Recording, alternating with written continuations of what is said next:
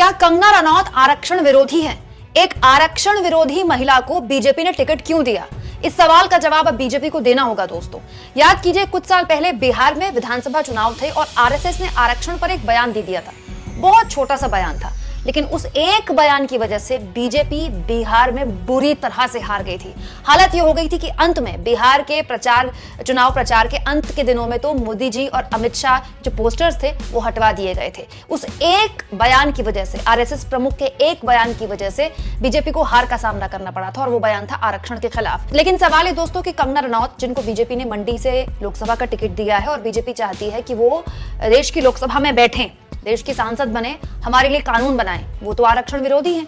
ऐसी आरक्षण विरोधी महिला को बीजेपी टिकट देकर सांसद क्यों बनाना चाहती है? क्योंकि 2020 का कंगना रनौत का ये ट्वीट देखिए दोस्तों। पत्रकार शेखर गुप्ता ने ओफ्रा विन्फ्रे की किताब को लेकर यहाँ पर बात की थी।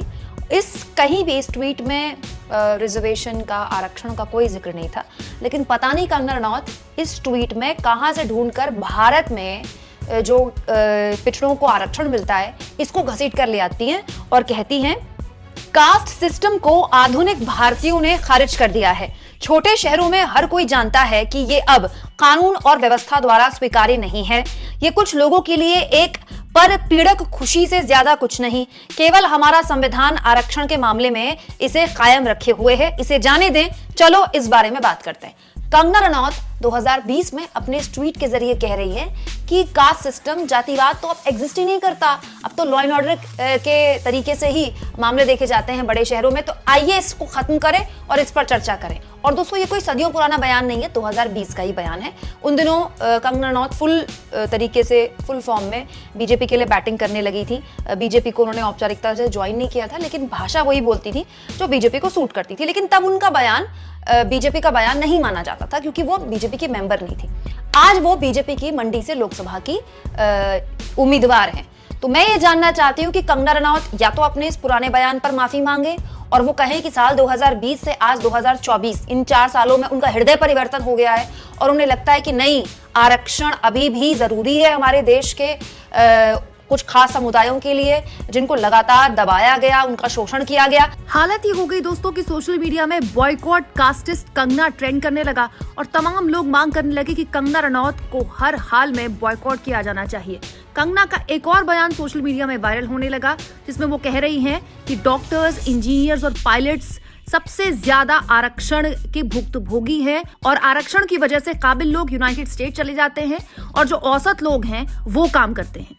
ये देखिए कंगना का आरक्षण के खिलाफ एक और बयान, जिसमें वो कह रही हैं, क्यों छोड़ दूं जी, हमारे घरों में पीएचडी भी गर्व से खेती करते हैं। हम जिम्मेदारों की जमीनें न जाने कितनी पीढ़ियों से बांटते हैं, फिर भी हम हाथ नहीं फैलाते। मेरी बहन के पास 4 डिग्रियां हैं, यूनिवर्सिटी टॉपर है। भाई के पास 3 डिग्रियां हैं, फिर भी जॉब नहीं। हम अपने दम पे आगे आते हैं। कंगना का कहने का मतलब क्या है? क्या पिछड़े वर्ग के लोग आरक्षण के दम पर ही आगे आ रहे हैं? क्या पिछड़े वर्ग के लोग नकारा हैं? सवाल ये दोस्तों कि ऐसे लोग जो ये कह रहे हैं कि आरक्षण खत्म हो, आरक्षण के खात्मे पर अब चर्चा की जानी चाहिए, ऐसे लोगों को बीजेपी संसद क्यों भेजना चाहती है? एक ऐसी शख्स जो साफ साफ आरक्षण विरोधी बयान दे चुकी है, बीजेपी को क्या यही मिली सांसद बनाने के लिए, सांसद का टिकट बांटने के लिए? दोस्तों, आप इस मुद्दे पर क्या सोचते हैं? क्या आरक्षण वाला कंगना रनौत का ये बयान पूरी की पूरी बीजेपी के लिए मुसीबत बन सकता है?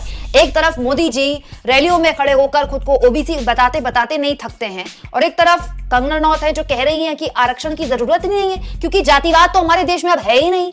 आप इस मुद्दे पर क्या सोचते हैं दोस्तों? कमेंट बॉक्स में जरूर लिखें और जितना हो सके चैनल को शेयर करें, सब्सक्राइब करें और थैंक्स और ज्वाइन के ऑप्शन से अगर आप चाहें तो कुछ आर्थिक मदद भी चैनल की कर सकते हैं।